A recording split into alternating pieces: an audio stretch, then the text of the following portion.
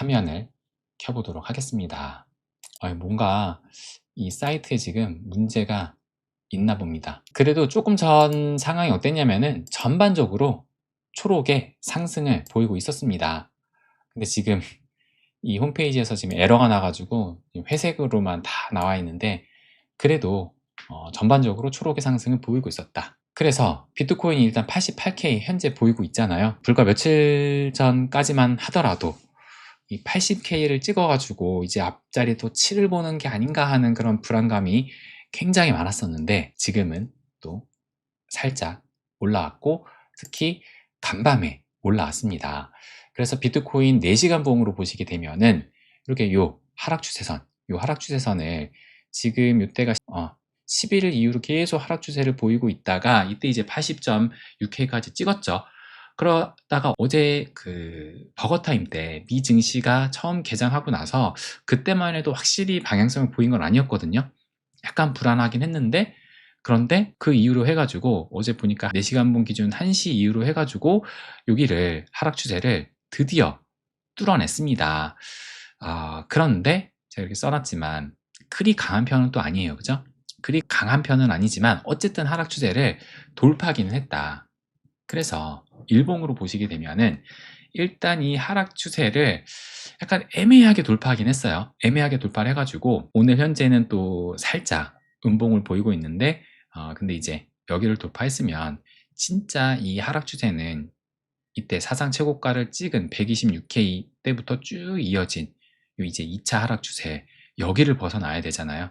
여기를 벗어나기 위해서는 대략적으로 한 100K 정도 선을 넘어서야 됩니다. 그리고 21선도 95K 정도 돼요. 아직도 갈 길이 멀다. 그래서 제가 어제 이렇게 말씀을 드렸죠. 이번 주 하락 추세를 뚫고 반등을 하느냐, 더 바닥을 향해 땅굴을 파느냐가 결정이 될 텐데, 그것을 결정하는 열쇠가 미 증시다라고 말씀을 드렸습니다. 그러면 어제 미 증시가 어땠길래 하락 추세를 돌파를 했느냐, 미 증시의 히트맵도 좀 볼게요.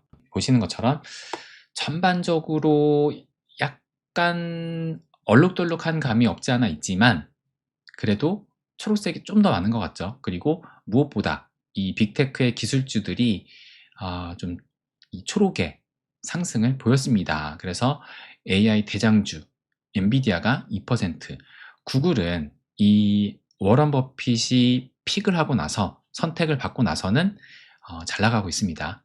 어제도 무려 6% 넘게 상승을 했고, 테슬라도 좀 눈에 띄죠. 6.8% 정도 상승을 했고, 메타도 한 3%로 전반적으로 지금 이 관련 주들이, 또 빅테크의 기술주들이 괜찮은 흐름을 보였다. 그 덕에 보시는 것처럼 뉴욕의 3대 지수 모두 상승이 나왔고, 다우는 0.4%지만 S&P 500이 1.5, 나스닥은 무려 2.6%나 상승을 했습니다. 그래서 지금 분위기가 미증시 분위기가 좋았다. 그러니까 어제 이 미증시가, 그러니까는 제가 이 말씀 드린 적 있죠. 지금 현재 그 큰 틀에서 봤을 때는 미증시하고 디커플링으로 가면서 비트코인은 오히려 빠지는 움직임이 나왔었는데, 세세히 보면은 미증시하고 같이 간다. 같이 상승할 때 같이 상승하고 조정받을 때 같이 조정받는다. 요 말씀을 제가 드렸었어요. 어제도 1분봉을 보시게 되면은 요게 이제 어제 미 증시가 딱 개장한 그 시기거든요. 개장하자마자 막 오르니까 비트코인, 요 노란색 선이 비트코인이에요. 같이 오르고 떨어지니까 같이 떨어지고 똑같이 갑니다. 똑같이 1분봉으로 보고 있는데, 1분봉 한번 보세요. 이게 왔다 갔다 이게 막 봉이 움직일 때마다 비트코인도 같이 실시간으로 같이 움직여요. 이게 어쨌든 이런 흐름으로 해가지고 괜찮은 흐름이 어제 나왔던 겁니다. 그래서 S&P 500, S&P 500의 차트를 보시게 되면은 어제 상승으로 인해서 요 주황색 선이 지금 51선이거든요. 51선? 요 51선에 정확하게 51선을 터치를 했나요? 터치를 했네요. 그죠? 정확하게 터치를 하고 이 51선 저항에 직면을 한 채로 마감을 했습니다.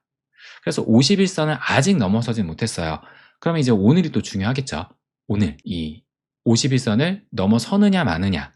그러니까는 지금 요때거든요. 요때 이후로 해가지고 이제 날짜로 따지게 되면은 요때 이후로 해가지고 어제까지가 7일이고 이제 오늘 8일밖에 안 됐는데 8일 만에 51선을 회복을 하느냐 마느냐가 결정이 될 듯합니다. 그래서 제가 51선 어제도 많이 설명을 드렸죠. 이렇게 말씀을 드렸는데 이 51선을 지금 과거에는 이렇게 51선을 하회하는 그 움직임이 뭐 요때는 9일, 뭐 요때는 20일, 뭐 요때도 21일, 뭐 더 많은 적도 이렇게 있었고, 그래서 늘 뭐 평균적으로 볼 수 없을 만큼 어쩔 때는 좀 짧고 어쩔 때는 길고 그랬는데 과연 이번에는 어떤 움직임이 나올지 일단 오늘 움직임을 봐야 된다. 그러면 현 시점의 미 선물 시장은 어떠하느냐? 보시는 것처럼 미 선물 시장 다우, S&P 500, 나스닥 100을 보시게 되면은 지금 3대 지수 모두 음봉 하락을 보이고 있는데 그 하락폭이 크진 않습니다. 마이너스 0.1%도 지금 안 되잖아요. S&P 500과 나스닥 100 같은 경우는. 그래서 뭐 이 정도는 아직은 큰 방향성을 보이지는 않았다. 그래서 일단 지켜봐야 된다라고 볼 수 있습니다. 그렇다면 일단 어제는 왜 시장이 좀 긍정적으로 흘렀느냐? 상승의 재료는 무엇이었냐? 그것부터 좀 살펴보게 되면은 일단 간밤에 미국의 샌프란시스코 연은 총재 요 분이거든요. 요 분이 노동시장이 취약해서 12월 금리 인하를 지지를 한다 라고 했습니다. 그러면서 이제 어제 인터뷰를 했는데 동결 위험이 인하 위험보다 더 크다 라고 발언했어요. 그래서 좀 더 자세히 보시게 되면은 월스트리트 저널에서 인터뷰를 통해서 우리가 앞서 나갈 수 있는지 확신하지 않는다 라고 하면서 뭐 노동시장 말하고 이분이 이제 결국에는 12월 금리 인하를 지지를 하겠다라고 얘기를 했는데 그런데 이분의 이야기에 왜 귀를 기울이느냐? 그러니까 어차피 이분이 데일리 총재인데 올해 금리 결정 회의에 투표권이 없이 참석을 합니다. 그러니까 투표권은 없어요. 그런데 평소 제롬 파월 연준 의장과 공개적으로 다른 입장을 취하는 경우가 드물었기 때문에 데일리 총재의 이번 발언은 12월 금리 결정을 대변할 수 있다고 이제 월스트리트 저널은 평가를 했다라고 합니다. 그러면서 또 다음 달 금리 인하를 일시 중단할지 혹은 추가 인하할지를 두고 지금 이 FOMC 연준 내부에서 견해차가 크다고 데일리 총재는 전했다. 일부 위원들은 인플레이션이 목표보다 높고 금리 인하를 너무 빨리 단행하게 되면 내년 인플레이션이 가속화될 경우 연준이 어려운 처지에 놓일 수 있다고 우려를 한다. 하지만 데일리 총재는 나중에 방향을 되돌릴 위험 때문에 지금 금리 인하를 미뤄서는 안 된다고 반박을 했다. 그래서 데일리 총재는 지금 금리 인하를 나중에 생길지도 모르는 그 위험 때문에 금리 인하를 안 하면 안 된다. 금리 인하 해야 된다라고 이제 말을 한 건데 어쨌든 데일리 총재의 이 발언을 통해서 연준 내부에 지금 의견이 충돌하고 있는 것은 팩트라는 것이 다시 한번 확인이 됐습니다. 그 얘기는 아직도 이 연준 내부에서는 금리 인하를 두고 동결을 하느냐 인하를 하느냐에 두고 계속 뭐 싸우고 있다는 거예요. 그래서 뭐 어떤 이제 뭐 뉴스를 보면은 지금 현재 뭐 거의 반반이다라는 얘기는 그 캐스팅 보트 역할을 하는, 그러니까는 마지막 결정권자 역할을 하는 사람이 파월 의장이 될 수 있다라는 또 그런 뉴스도 나오더라고요. 어쨌든 그만큼 불확실성이 크다라는 얘기인데 이렇게 불확실성이 크다가 인하가 되게 되면은 오히려 이것이 더 큰 호재로 인식할 수 있다. 그러니까는 뭐 이 금리 인하를 당연시 여기는 그 분위기에서 진짜 인하를 했을 때가 아니라 아직 이 불확실성이 많은 상태에서 금리 인하를 했을 때가 그게 오히려 다시 당연히 호재로 인식할 가능성이 크겠죠. 그런 측면에서 지금 좀 긍정적으로 볼 수 있지 않을까. 그런데 이 샌프란시스코 연은 총재뿐만 아니라 어제 이 월러 연준 이사도 노동시장이 여전히 취약하다. 다음 달 금리 인하를 해야 된다. 그래서 이번에는 폭스 비즈니스 네트워크 인터뷰에서 6에서 8주 안에 노동 반전 기대가 없다라고 얘기를 하면서 딱 요거예요. 인터뷰에서 24일 날짜로 어제 날짜로 한 거예요.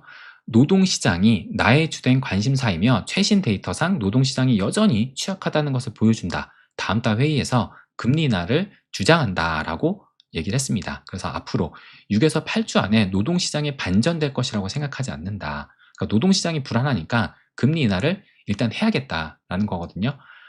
그런데 이제 하지만 내년 1월 이후에는 회의별로 접근 방식이 달라질 수 있다. 그러니까 지금 이제 셧다운 때문에 경제 보고서들이 계속 안 나왔었잖아요. 그런데 12월 회의 이후부터, FOMC 이후부터 쏟아져 나올 경우, 이 경제 데이터가 나올 경우 1월 금리 결정은 조금 더 까다로워질 수 있다라고 얘기했습니다. 그러니까 이 얘기를 봤을 때 일단 분위기상 데이터, 지금 현재 12월 FOMC까지의 나오는 데이터가 부족하긴 하지만 일단은 6주에서 8주 안에 노동시장에 반전이 있을 거라고 생각하지 않으니까 일단 12월은 인하 쪽으로 가되 1월은 쏟아지는 데이터를 보고 이제 FOMC 이후에 데이터들이 나오게 되니까 그때 1월부터는 좀 까다롭게 결정할 가능성이 커 보인다. 그래서 일단 인하의 가능성은 높아 보이긴 해요. 그래서 1월 달에는 좀 까다롭게 할 것이다 라고 하지만 월러 이사가 요 얘기를 했어요. 월러 이사는 약 10일 전에 면접 절차를 진행하는 스콧 베센트 재무장관과 훌륭한 회의를 했다. 이 얘기는 면접을 했다는 얘기입니다. 지금 차기 연준 의장이 누구인지를 두고 지금 면접을 스콧 베센트하고 했다. 이 얘기거든요.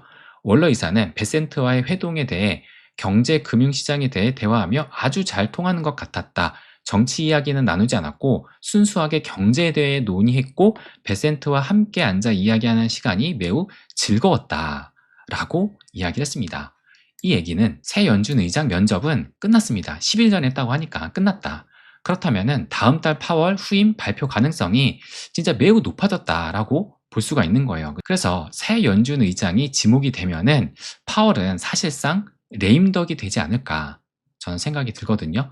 왜냐하면 새 연준 의장이 계속 목소리를 또 낼 겁니다. 그죠?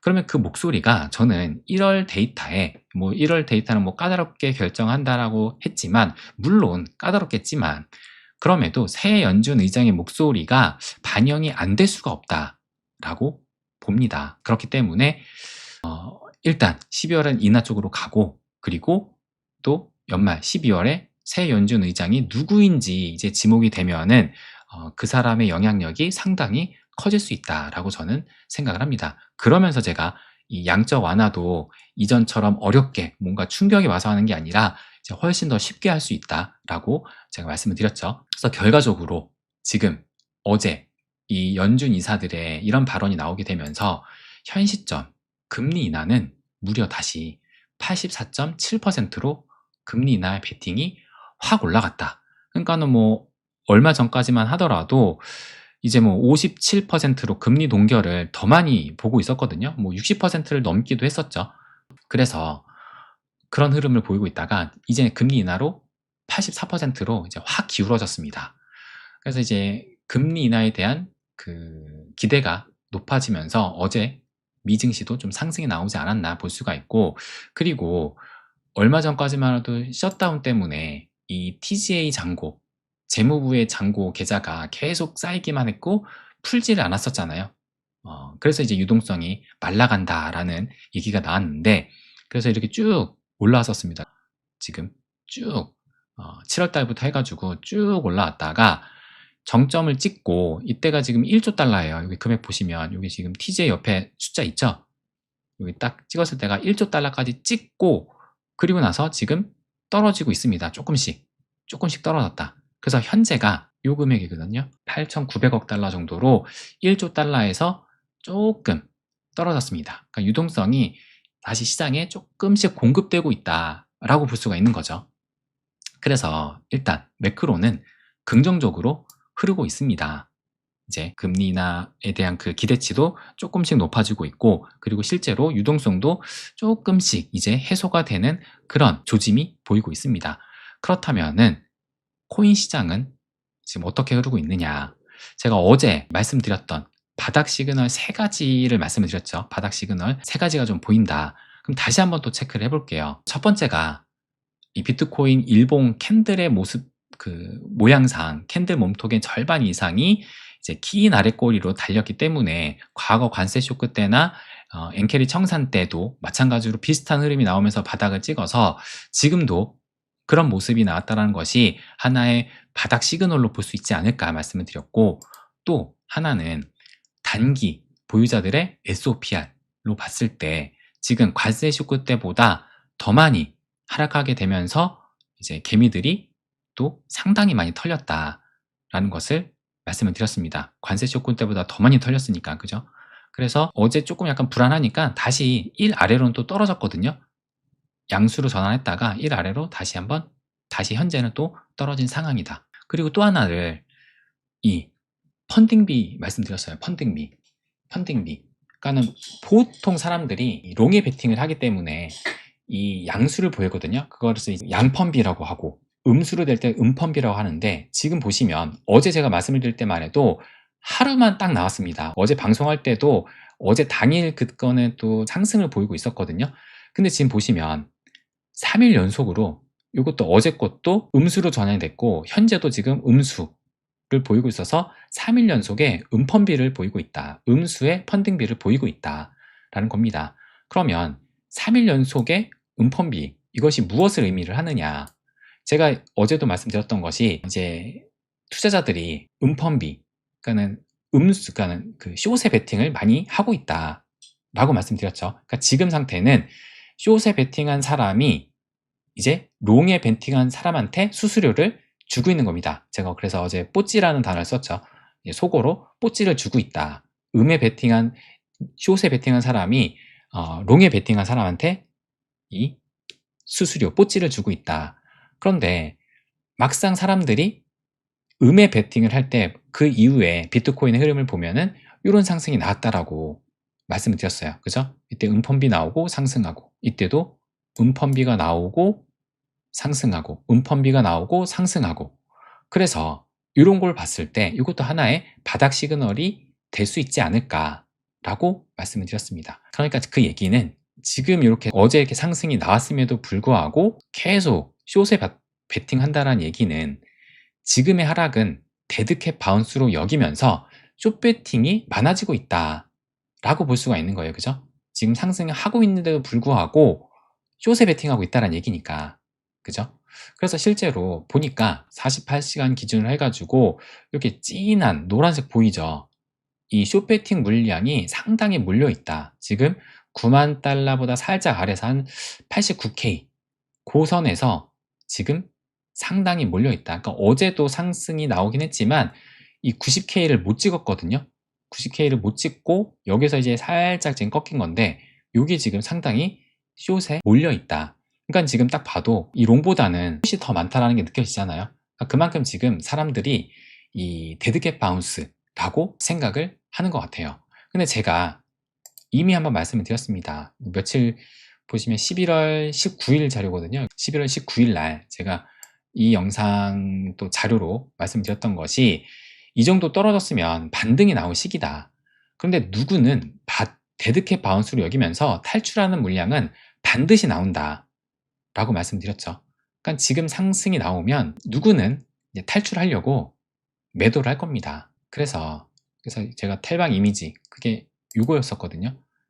요걸 보여드리면 제가 이렇게 비교해서 말씀드렸죠. 2021년도 5월달 부처빔이 이제 터지고 나가지고, 이때는 심지어 2021년 4월달에 어느 정도 버블이 상당히 꼈었잖아요. 끼고 나서 부처빔이 나왔으니까 이때 이제 시즌 종료라는 분위기가 얼마나 많이 형성이 됐겠어요. 그죠? 근데 결국에는 조정을 한 60일 넘게 겪고 나서 11월에 다시 고점을 찍었었죠. 그런데 이때도 보시면 떨어지고 나서 부처빔이 있고 나서 올라갔다가 떨어지고 올라갔다가 떨어지고 올라갔다가 떨어지고 올라갔다가 떨어지고 나서 이렇게 올라가고 나서 이제 진짜 또 상승이 나왔던 그 시기입니다. 그래서 11월 최고점을 찍었던. 그러니까 올라가면은 누군가는 데드캣 바운스다 팔고, 다시 올라가면은 이거 데드캣 바운스다 다시 정리해야지 팔고, 이런 흐름이 계속 반복해서 나왔다는 거예요. 그래서 저는 이제 크게 한 덩이, 두 덩이, 세 덩이로 봤던 거고, 그러니까 지금 이 상황도 지금 한 덩이, 두 덩이 보고 이제 세 덩이가 있을 수 있다라고 말씀을 드렸는데, 여기 가파른 하락 추세를 뚫었다 하지만 사실상 지금 이것도 큰 뭐 반등의 그건 아니거든요. 어쨌든 여기서 지금 조금 더 이어질지 안 이어질지 모르겠지만 중요한 것은 이때처럼 상승을 하면은 계속 흔드는 움직임은 나올 수밖에 없다라고 생각을 합니다. 그렇기 때문에 제가 계속 말씀을 드리지만 조정장은 생각보다 길다. 생각보다 길다. 여기에서 바로 찐반등으로 가기에는 심리가 너무 많이 죽어 있었고 어느 정도 상승이 나오면 또 누군가는 반드시 이거 데드캣 바운스고 그냥 탈출해야겠다라는 그 물량이 상당히 많이 나올 수밖에 없다라고 생각이 듭니다. 그래서 조바심만 내려놓고 시간만 절대적으로 내 편으로 만들자, 제가 계속 반복해서 말씀을 드리죠. 지금도 마찬가지입니다.